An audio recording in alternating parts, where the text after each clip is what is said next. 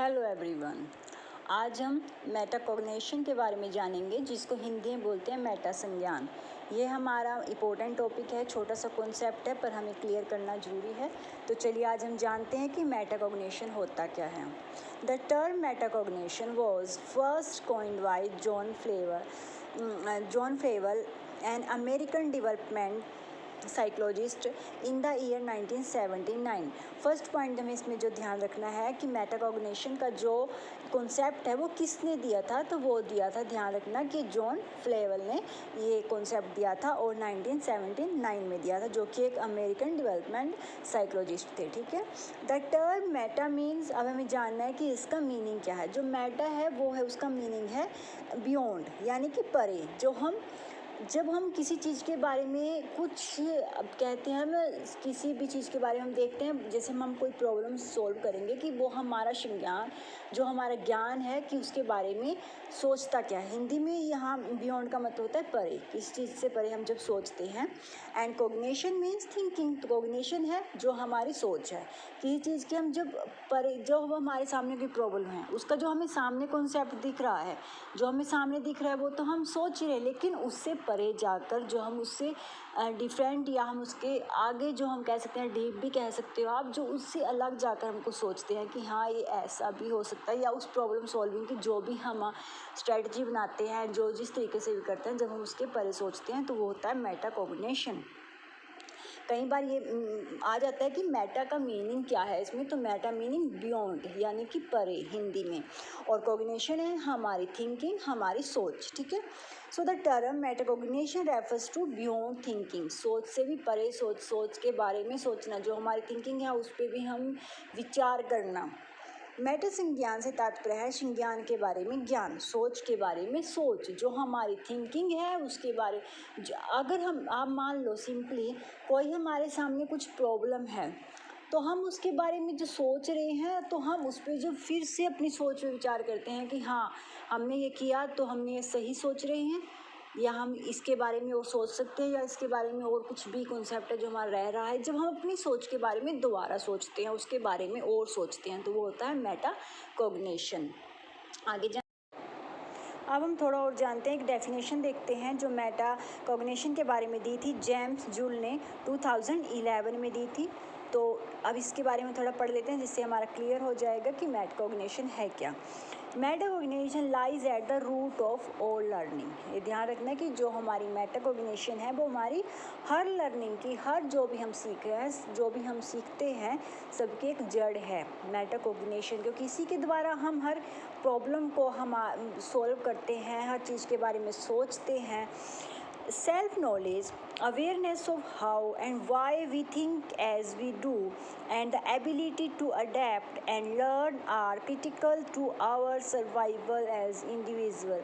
ये है कि जो हम सेल्फ, हमारी नॉलेज है, जो अपने नॉलेज, अपना ज्ञान है हमारा, और जो हम अवेयर होते हैं कि जो भी हम करते हैं, जो भी हम सोचते हैं, हाउ वाई, कैसे, क्यों और कैसे में, और जो एबिलिटी होती है किसी चीज़ को अडेप्ट करने की, ठीक है, और सीखने की, जो भी क्रिटिकल, जो भी आलोचना, जो भी हम जैसे क्रिटिकली होती है, जब हम किसी चीज़ पे तर्क करते हैं, किसी चीज़ की आलोचना करते हैं, किसी चीज़ के बारे में सोचते हैं, to our survival as individual. तो जो इनके बारे में जो मतलब एक थिंकिंग है, जो हमारी सोचने की, किसी भी चीज़ की, किसी प्रॉब्लम की बारे में सोचने की हमारी एबिलिटी जो है, हमारी थिंकिंग है, वो सक्षमता है हमारे सोचने की। ठीक है।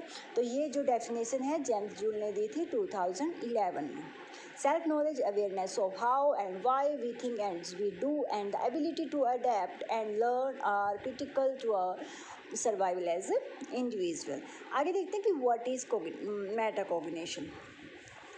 आगे ये मैंने कॉन्सेप्ट आपके बार में इसलिए डाले, डेफिनेशन भी इसीलिए डाली है, ताकि आप मेटाकॉग्निशन के बारे में कभी भूलो ही ना। अगर आप आज इसको ध्यान से देखोगे या ध्यान से इसके पॉइंट को समझ लोगे, तो मैं ये मानती हूँ कि आप कभी भी नहीं भूलोगे कि ये मेटा संज्ञान जो है हमारा, वो क्या है, मेटाकॉग्निशन होता क्या है। ठीक है। थिंकिंग अबाउट योर थिंकिंग, वही है अपनी थिंकिंग, सोच के बारे में, जो भी मैंने पीछे पॉइंट दिया था कि सोच के बारे में सोचना, जो हमारी सोच है हम उस पर भी सोचते हैं। जब कॉग्निशन होता है, सिंपली आप देखो कॉग्निशन क्या है, संज्ञान। जो भी हमारी एबिलिटी है सोचने की। लेकिन जब हम उसी कोग्निशन पे मेटा कोग्निशन, जब उस कोग्निशन पे भी हम उसके परे कुछ सोचते हैं, ठीक है, सोच के बारे में और सोचते हैं, तो वो होती है Meta cognition. Metacognition is one's ability to use prior knowledge to plan a strategy for approaching a learning task, take necessary steps to problem solve, reflect on and evaluate result and modify one's approach as needed।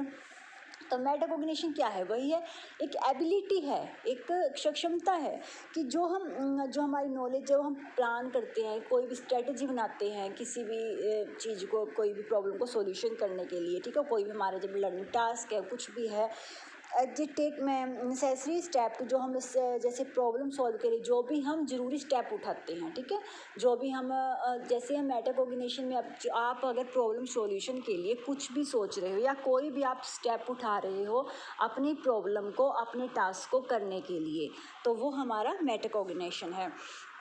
और अब हम evaluate करते हैं result को, जो भी हमारा आता है उसका मूल्यांकन करते हैं कि हाँ, जो हमारा, अब हम कोई काम करते हो, आप स्कूल का ही लगा लो, एग्ज़ाम भी देते हैं, तो अब जब हम उसको कर लेते हैं उसके बाद हम उसको एवेल्यूएट करते हैं ना, एक बार हम देखते हैं कि हाँ, हमने ये सब कर लिया या हमने सही किया नहीं, अब एक बार हम उसको दोबारा चेक करते हैं, हम उसको एवेल्यूएट करते हैं कि हाँ, अब ये हो गया तो हमने इतना कर लिया, सही किया नहीं किया, कुछ रह तो नहीं गया, तो वो होता है एवेल्यूएट करना। एंड मोडिफाई वंस अप्रोच, जैसे जो भी ज़रूरत होती है हम उसके अनुसार, जब भी कुछ कोई भी करते हैं, आप लगा लो कि कोई भी स्टेप जब हम उठा रहे हैं किसी भी प्रॉब्लम को सॉल्यूशन के लिए। तो जॉन फ्लेवेल थे जिन्होंने ये हमारा जो कॉन्सेप्ट दिया है, जॉन फ्लेवेल, याद रखना ना, मेटाकॉग्निशन का जो कॉन्सेप्ट दिया था जॉन फ्लेवेल ने, इनमें दो इंपॉर्टेंट जो आप देखोगे तो उन्होंने metacognition John Flavell identify 2 components, तो ध्यान रखना कि इन्होंने 2 कंपोनेंट दिए थे, ठीक है, वो उसके बारे में हम जानेंगे। उन 2 कंपोनेंट्स में उसके आगे आगे 3 जो स्टेप बताए हैं वो हम देखेंगे। 2 कंपोनेंट याद रखना, जॉन फ्लेवेल ने कितने दिए थे मेटाकॉग्निशन के? तो 2 कंपोनेंट दिए थे, 2 घटक दिए थे, हिंदी में जैसे घटक कहते हैं, तत्व कहते हैं, ठीक है। फर्स्ट उन्होंने दिया था मेटाकॉग्निशन रेगुलेशन, और सेकंड है हमारा मेटाकॉग्निशन नॉलेज, उसके बारे में बाद में जानेंगे। पहले हम जानेंगे मेटाकॉग्निशन रेगुलेशन के बारे में। अब देखते हैं कि मैं इसको हिंदी में बोलते हैं मेटा संज्ञान विनियमन या नियम, ठीक है, कह सकते हैं आप समझने के लिए, मेटाकॉग्निशन रेगुलेशन। तो this process help to regulate and oversee learning and consist of planning and monitoring cognitive activities. Those process also check the outcome of these activities. तो जो हमारे जो प्रोसेस है ये रेगुलेशन की, जो ये होता है, हम जब किसी भी, अब जैसे हम इसमें पढ़ेंगे, प्लान है, किस तरीके से हम प्लान करते हैं, मॉनिटरिंग कैसे करते हैं, फिर हम उनको एवेल्यूएट कैसे करते हैं, तो ये सब इसमें प्रोसेस चलती है। तो इट हैज़ 3 स्किल्स, और इसमें 3 स्किल्स उन्होंने बताई हैं कि 3 तरीके से हम करते हैं। तो फर्स्ट जो था वो था प्लानिंग, कि जब हम, प्लानिंग हिंदी में है योजना या नियोजन, ठीक है, तो जब हम किसी भी टास्क को करने के लिए, किसी भी प्रॉब्लम के सॉल्यूशन के लिए जब हम कोई चीज़ को प्लान करते हैं, ये मेटाकॉग्निशन रेगुलेशन का फर्स्ट पॉइंट है, ये ध्यान रखना है। ये मेटाकॉग्निशन रेगुलेशन के 3 पॉइंट बताए गए हैं, 3 स्किल्स बताई गई हैं। उसमें फर्स्ट जो स्किल्स है वो है हमारी प्लानिंग, यानी कि नियोजन या योजना। तो इसमें क्या होता है planning? It involves suitable selection of strategy and the right assignment of resource। तो इसमें क्या होता है कि जो हमारे पास सामने कोई प्रॉब्लम है, कोई टास्क है, जब उसके सॉल्यूशन के लिए, उसको हम सही करने के लिए जब हम कुछ स्ट्रेटजी बनाते हैं, स्ट्रेटजी हम कब बनाते, जब हम कोई प्लान करते हैं ना, कि हाँ, हम कोई भी प्लान हम हर चीज़ का करते हैं, चाहे हम कहीं घूमने जा रहे हों, चाहे हमें कोई घर का, हम हर चीज़ की एक स्ट्रेटजी बनाते हैं कि हम इसको ऐसे करेंगे। कोई हमें टास्क दे, वो भी हमारे माइंड में चलता है कि नहीं, हम पहले इसको ऐसे करेंगे, ऐसे, तो वो होती है हमारी प्लानिंग, किसी भी कार्य करने के लिए जब हम कोई स्ट्रेटजी बनाते हैं। तो इसमें प्लानिंग में क्या होगा, तो हम उसके लिए प्लान करेंगे, अपनी एक स्ट्रेटजी बनाएंगे। Need to think about how we have done this problem before and choose the best strategy, कि हम किस तरीके से उस प्रॉब्लम को सॉल्यूशन करेंगे और उसके लिए हम बेस्ट स्ट्रेटजी, अपनी सबसे सही जो हमारा प्लान है। कई बार होता है ना, कह देते हैं हम, हमारा तो यार प्लान फेल हो गया, ये हमने भी ये प्लान बनाया था या हमने स्ट्रेटजी बनाई थी तो हमारी वो फेल हो गई, नहीं सही चली, तो वो होती है कई बार हम अपना सही प्लान नहीं बना पाते हैं अपनी प्रॉब्लम को सोल्यूशन के लिए। तो वही है कि जब हम अपनी एक बेस्ट स्ट्रेटजी को यूज़ करते हैं अपने प्रॉब्लम के सोल्यूशन के लिए।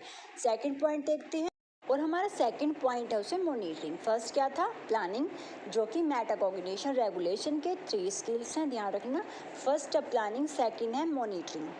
ये कई बार पूछ लिया जाता है कि जो मेटाकॉग्निशन के जो 3 स्किल्स हैं यानी कि रेगुलेशन के, वो कौन कौन से हैं, प्लानिंग, मॉनिटरिंग एंड हमारा एवेल्युएटिंग। ठीक है, सेकंड हम देखते हैं मॉनिटरिंग। अब है निगरानी, जिसको हिंदी में बोलते हैं। It includes awareness of understanding and task performance. इसमें क्या करते हैं हम, जैसे हमने प्लान किया, फिर हम समझते हैं या उसको चीज़ को हम जानते हैं, उसके बारे अवेयर होते हैं कि हाँ इसमें है क्या, टास्क है, सब कुछ हम जिसके बारे में हम एक अवेयर हो जाते हैं। This improve my understanding of the task. तो ये क्या करती है, इम्प्रूव करती है हमारी जो अंडरस्टैंडिंग को समझने की, कि टास्क को समझने की, टास्क को करने की, टास्क को समझने के लिए जब हम उसको समझते हैं सही तरीके से, तो वो होती है हमारी मॉनिटरिंग करना। मॉनिटरिंग क्या होती है, बस सिंपली आप मॉनिटर से लगा लो। मॉनिटर का कार्य क्या होता है, ठीक है, मॉनिटर का कार्य क्या होता है, वो क्लास में सबको देखता है, क्लास में लगा कहीं भी लगा, तो क्लास में क्या करता है, वो सबके बच्चों की निगरानी करता है ना, कि हाँ वो समझता है कि हाँ ये क्या कर, तो वो होती है एक मॉनिटरिंग करना, निगरानी करना, जब हम उस चीज़ के बारे में समझते हैं, जानते हैं, वो होता है। ठीक है, थर्ड है हमारा एवेल्यूएट, लास्ट में मूल्यांकन करते हैं। It refers to the assessment of the final result of a task and the efficiency carried out during that particular task performance. तो लास्ट में हम क्या करते हैं, अपना फाइनल जो हमारा रिजल्ट है, जो टास्क है, उसके हम देखते हैं कि कितनी एफिशिएंसी होती है, जो सक्षमता, कि कितनी सक्षमता थी हमारे, किस तरीके से हमने उस पर अपने काम के दौरान हमने ठीक तरीके से उसको किया नहीं किया, वो सब कुछ इसमें आ जाएगा कि लास्ट में हम अपने टास्क को एवेल्यूएट करते हैं कि हाँ वो कैसे हुआ, सही हुआ नहीं हुआ, जो भी हम देखते हैं। ठीक है, लास्ट में हम उसका मूल्यांकन करते हैं। 3 याद रखना स्टेप के मेटाकॉग्निशन रेगुलेशन के, first is planning, monitoring, third is evaluating. तो आगे देखो फर्स्ट पॉइंट मैंने क्या बताया था, उन्होंने 2 कंपोनेंट बताए थे जॉन फ्लेवेल ने। पहला क्या था, याद हो गया होगा, मेटाकॉग्निशन रेगुलेशन, उसके 3 स्टेप थे, प्लानिंग, मॉनिटरिंग, एवेल्युएटिंग। और सेकंड पॉइंट सेकंड जो कंपोनेंट था, घटक था उनका, मेटाकॉग्निशन नॉलेज। अब इसके भी आगे हमारे 3 स्टेप्स हैं, तो वो हम जानेंगे। It has 3 types of such as metacognition knowledge. ठीक है, ये कंपोनेंट है, ये इनके आगे स्टेप है। फर्स्ट इज डिक्लेरेटिव नॉलेज, यानी घोषणात्मक, हिंदी में लिखा आता है, कई बार प्रस्तावात्मक ज्ञान भी लिखा जाता है। ठीक है, declarative knowledge, it means person knowledge और अंडरस्टैंडिंग वंस आवर कैपेबिलिटीज़। इसमें क्या होता है कि इंसान है जो समझता है खुद की कैपेबिलिटी। अब मुझे कोई कार्य मिल रहा है, जब तक मैं अपनी सक्षमता को नहीं जानूंगी कि मैं इसको कर सकती हूँ या नहीं, तब तक हम किसी भी कार्य को हम नहीं कर सकते। सिंपल सी बात है।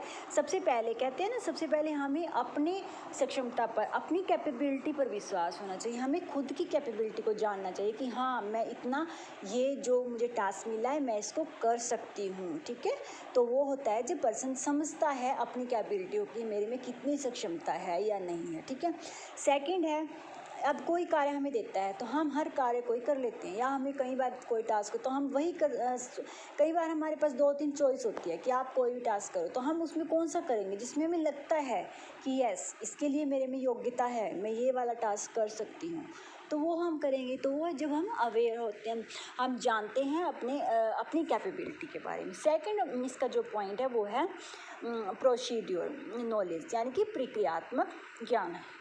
It means task knowledge including content and length.